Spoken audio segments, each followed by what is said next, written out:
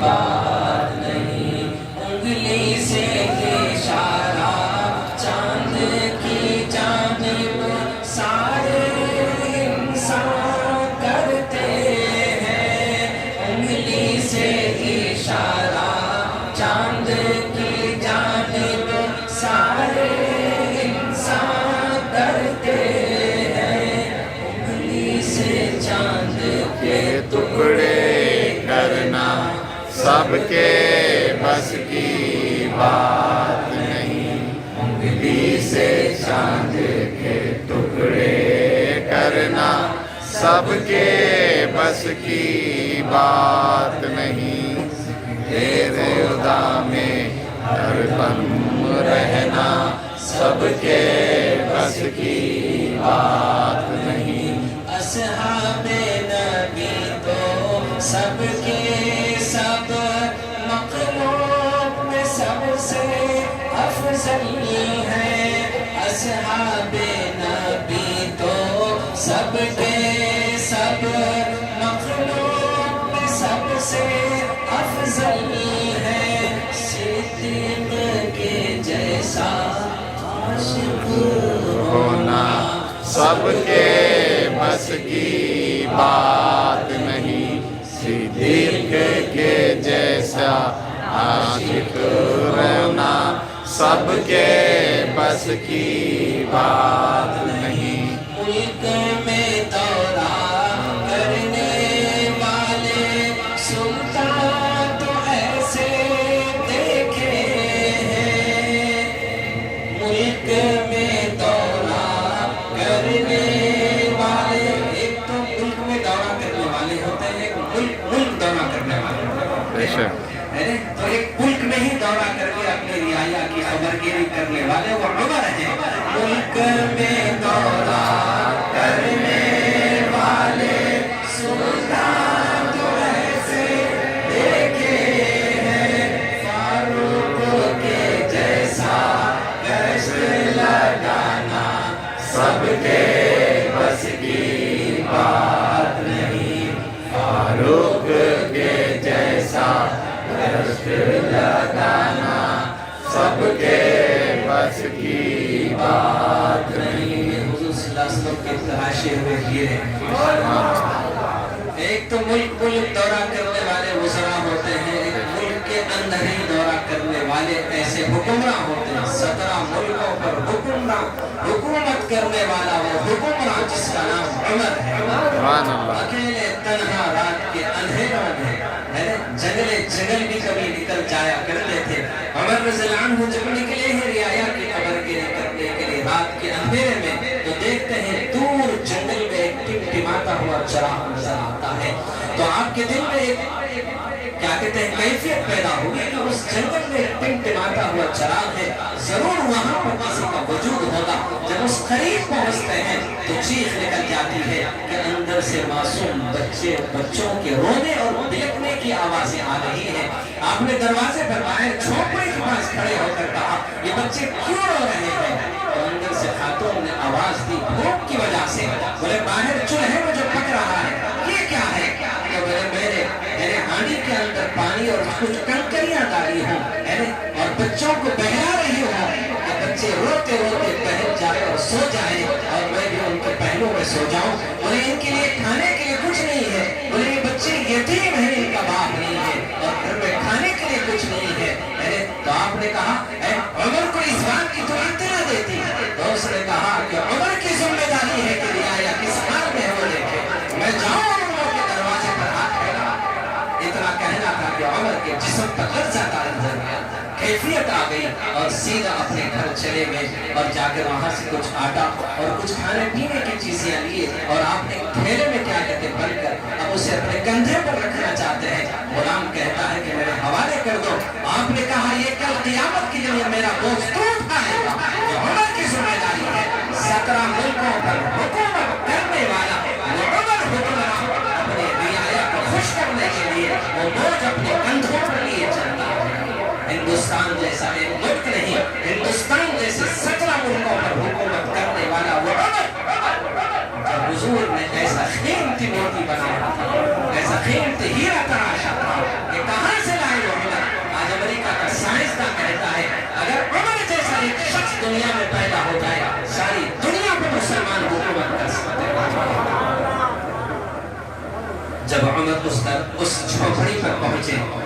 سارے کھانے پینے کی چیزوں کو آپ نے دیا اور کہا کہ میں نے ان بچوں کو روتا ہوا دیکھا ہے، ہنستے ہوئے دیکھوں گا پھر اس کے بعد جاؤں گا۔ یہاں تک کہ وہ بچوں کو کیا کہتے ہیں ماں نے کچھ پکایا اور کھلایا، اور اس کے بعد اندر سے آواز دے کر کہنے لگی کاش تو عمر کی جگہ تو حکمراں ہوتا۔ وہ خاتون اندر سے کہنے لگی کاش تو عمر کی جگہ خلیفہ ہوتا۔ آپ نے کہا کہ اے خاتون کل عدالت میں آنا تو اپنے آپ کو عمر کے اپنے سامنے پائے گا، اپنے آپ کو تو عمر، یہ نہیں کہا کہ میں عمر باہر کھڑا ہوں۔ ملک میں دورہ کرنے والے سلطان کو ایسے دیکھے ہیں، وہ ہر طرح کی بیماریوں سے صحت یاب حکمرانی تھی، وہ سیاستدان بھی ہر وہ بیماری سے صحت مند تھے۔ جسم بیمار ہے قرآن شفا، روح بیمار ہے قرآن شفا، ماحول بیمار ہے قرآن شفا، معاشرہ بیمار ہے قرآن شفا، حکومتیں بیمار ہے قرآن شفا، عدالتیں بیمار ہے قرآن شفا، سیاست بیمار ہے قرآن شفا، صحافت بیمار ہے قرآن شفا، عدالتیں بیمار ہے قرآن شفا، وکلاء بیمار ہے قرآن شفا، ججز بیمار ہے قرآن شفا، سیاست اور صحافت بیمار ہے قرآن شفا، تجارت بیمار ہے قرآن شفا، گھر اور ازواجی زندگیاں بیمار ہے قرآن شفا۔ قرآن ہر موڑ پر ہمارے زخموں کا مرہم ہے، ہمارے دردوں کی دوا ہے، ہمارے بے چین بے قرار دل کا قرار ہے، مرجھے ہوئے چہروں کی مسکراہٹ ہے، بے چین اور بے قرار دل کا قرار ہے۔ اللہ بذکر اللہ تطمئن القلوب، قرآن کا حرف اللہ کا ذکر ہے، قرآن کا حرف اللہ کا ذکر ہے، قرآن پڑھتا جا خدا کا قرب حاصل ہے۔ سبحان اللہ۔ حضرت امام حنبل کو جب 3 سال تک قرآن کے معاملے میں کوڑ پڑتے رہے، جب کوڑوں سے آپ کو نجات ملی تو کسی نے کہا کہ حنبل وہ کوڑے جو آپ کے جسم پر برسا کرتے تھے وہ دن اچھے ہیں یا یہ دن اچھے ہیں جو آپ کو کوڑوں سے نجات ملے؟ تو آپ نے کہا کہ وہ جو کوڑے برسنے والے دن تھے وہ بہت خوبصورت تھے۔ اللہ اکبر، جو ہر لمحہ ہر وقت آپ کے جسم پر کوڑے برسا کرتے تھے اور آپ کا جسم خون سے لہو لہان ہو جاتا، پھر آپ اجازت لیتے، نماز کے وقت مسجد میں جاتے، نماز پڑھتے، سلام پھیر کر کہتے اے اللہ میں نے ان کو معاف کر دیا۔ لوگ کہتے کہ حنبل جسم زخموں سے چور ہے، جسم سے خون بہ رہا ہے، تم نے دشمنوں کو معاف کر دیا۔ آپ نے کہا میں تو حکمرانوں سے بدلہ نہیں لے سکتا، جس کو معاف کرتے ہیں خدا اس کا بدلہ لے لیتا ہے۔ میں تو حکومتوں سے ٹکر نہیں لے سکتا، میں نے ان کو معاف اس لیے کیا کہ خدا اس کا بدلہ لے۔ 3 سال تک قرآن کے معاملے میں آپ کے جسم پر کوڑے برستے رہے کہ لوگ کہتے کہ قرآن مخلوق ہے، اور اکیلے امام حنبل کہتے ہیں قرآن اللہ کا کلام ہے۔ ساری رعایا کہتی کہ قرآن مخلوق ہے، بس یہ اثر چلتے چلتے حکمرانوں کے ذہنوں میں بھی، ان کے دماغوں میں بھی یہ بات آ گئی کہ قرآن مخلوق ہے۔ جب ایک بیمار ہوتا ہے اس کا علاج نہ ہوتا تو بیماری بڑھتے بڑھتے بڑھتے ماحول معاشرے کو، گلیوں کو، شہروں کو، ملکوں کو تباہ اور برباد کرتی ہے۔ کروڑوں نہیں ایسے ہزاروں بیماریاں ہیں جس سے ہم تباہ اور برباد ہیں۔ سب سے بڑی بیماری یہ ہے کہ اللہ سے غافل ہے، جس سے ڈرنا حق تھا اسے چھوڑ کر ہم اس سے ڈرتے ہیں جو مخلوق ہے۔ جس سے ڈرنا ہے وہ ذات ہے، جس کا نام اللہ ہے، وہ خالق ہے، وہ مالک ہے، وہ رب ہے، وہ رزاق ہے، وہ معبود ہے، تمام صفاتوں کا مالک ہے۔ صرف ایک ملک کا حکمران نہیں، زمین بھی اسی کی ہے، سماعت بھی اسی کا ہے، مکین بھی اسی کا ہے، مکان بھی اسی کا ہے، جہاں میں سب اسی کا ہے، جہان بھی اسی کا ہے۔ تمام کائنات پر قوت رکھنے والا، قدرت رکھنے والا، طاقت رکھنے والا، اختیار رکھنے والا، اپنے مرضی کا مالک ہے، مختار کل ہے، جو چاہے کر سکتا ہے، उसे कोई रोकने वाला नहीं है। अपने मर्जी का मालिक है, हर चीज पर खुव्वत रखना है, खुव्वत रखने वाला है। तो तमाम रियाया कहते हैं कि कुरान मखलूक है। और एक चीज जहन में रख लो, मखलूक की तारीफ क्या है? मखलूक न किसी को नफा पहुंचा सकती है न नुकसान पहुंचा सकती है। दुनिया की हर चीज मखलूक है। बड़ी से बड़ी ताकत रखने वाली शय भी मखलूक है। आग मखलूक है, हवा मखलूक है, चांद मखलूक है, सितारे मखलूक है, चांद सूरज मखलूक है। दुनिया की हर वो लर्जा देने वाली ताकतें मखलूक है। और इन सबको पैदा करने वाला एक ज़ात है जिसका नाम अल्लाह है। वो खालिक है और खालिक की तारीफ है जो चाहे कर सकता है। मखलूक राई के दाने के बराबर भी न किसी को नफा पहुंचा सकती है न नुकसान पहुंचा सकती है।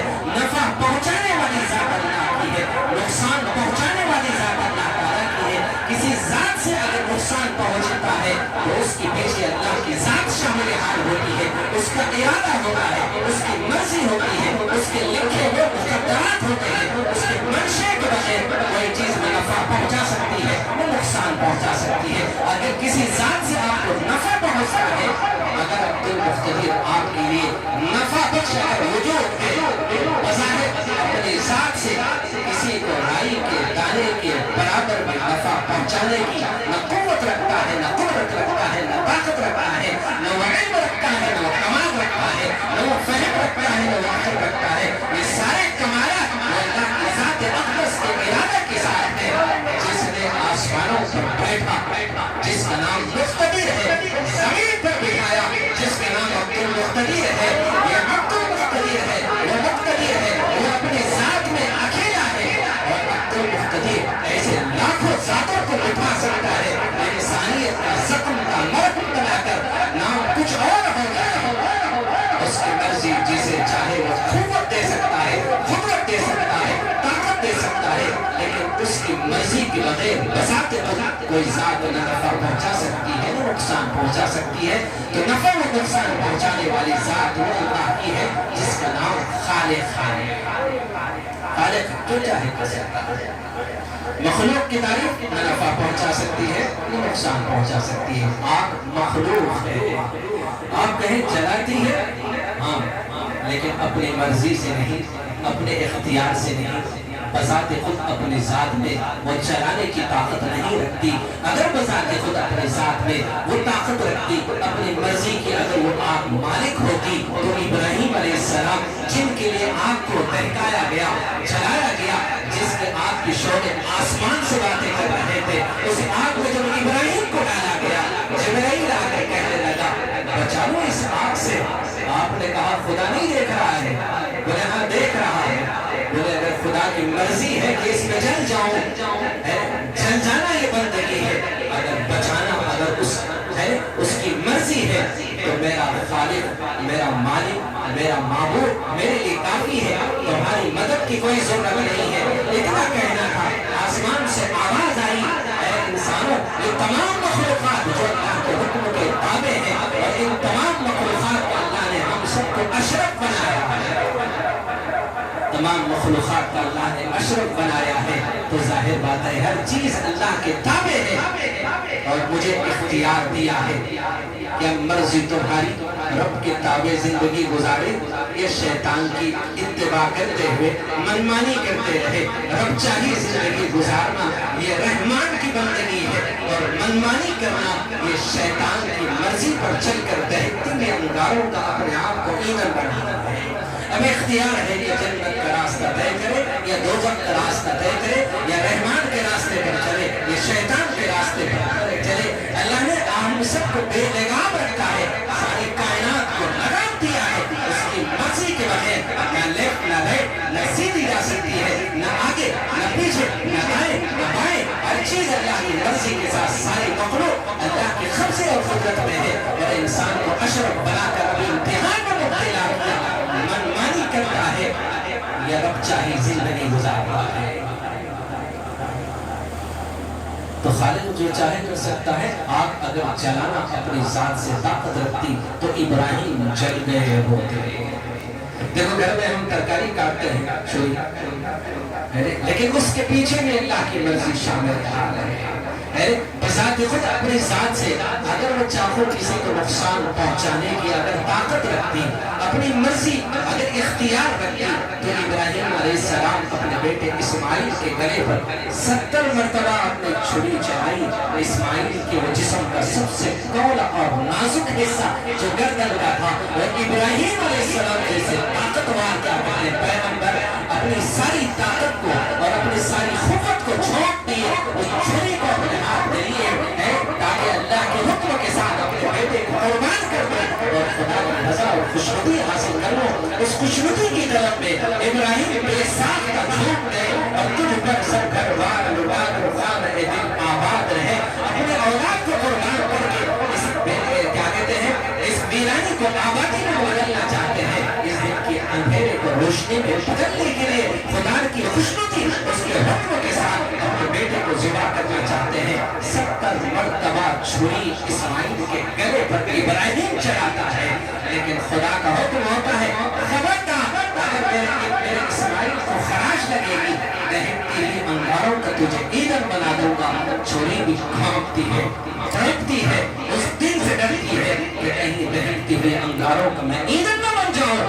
इंसान गाफिल इंसान, छुरी भी तुझे देख कर अफसोस करेगी अपने आप को हम सबसे अशरफ अल्लाह ने तुझे बनाया था, लेकिन तेरी मर्जी तेरा इख्तियार और तुझे अल्लाह ने फैसला दिया था कि मनमानी कर ले या रब चाही कर ले। ये दुनिया में इम्तिहान गाह है, थोड़ा आजमाता है और इम्तिहान लेकर जन्नत और दोज़ख के फैसले, जन्नत के फैसले उनके लिए करता है जो रब के फैसलों के सामने सर झुकाते हैं, जो शैतान की राह पर चलते हैं उनका ठिकाना जहन्नम बनाता है।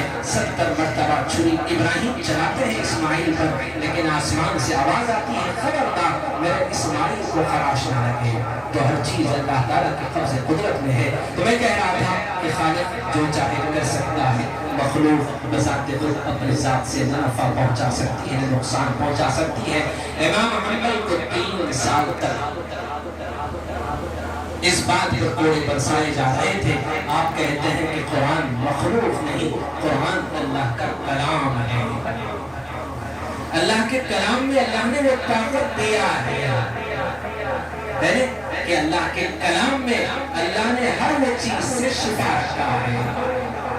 वो कहता नहीं मखलूक है, मखलूक न नफा पहुंचा सकती है न नुकसान पहुंचा सकती है, और कुरान अल्लाह का कलाम है। 3 साल तक आपके जिस्म पर कोड़े बरसते रहे और किसी ने पूछा वो दिन अच्छे हैं या ये आज़ादी के जो उन कोड़ों से तुम्हें नजात मिली? आपने कहा वो लम्हे बहुत हसीन और खूबसूरत थे कि रोजाना मेरे जिस्म पर कोड़ा बरसा करते थे। इन 3 सालों में मैंने अल्लाह ताला का 99 मरतबा दीदार किया। जब भी दीदार होता उसके बाद उसके असरात मेरे जिस्म पर अगले शौक के साथ ऐसी कैफियत में होते कि दिन भर मेरे जिस्म पर कोड़े बरसते, मुझे उन कोड़ों का कोई असर होता न एहसास होता। उस खुदा की इश्क और मोहब्बत में डूबा हुआ मैंने क्या कहते हैं इमाम हम्बल का वो वजूद जो अल्लाह की मारिफत और मोहब्बत में गर्क हुआ करते थे, जज्ब की कैफियत में होते, जज्ब में ठर्रा होश रहे और अक्ल मेरी हैरान रहे। सारी दुनिया की अक्ल हैरान है कि इतनी मरतबा हम तक के जिस्म पर कोड़े बरसते हैं, ये उफ भी नहीं करता है, ये आह भी नहीं करता है, अपने जख्मों का सगा भी करने पर उसे एहसास नहीं होता।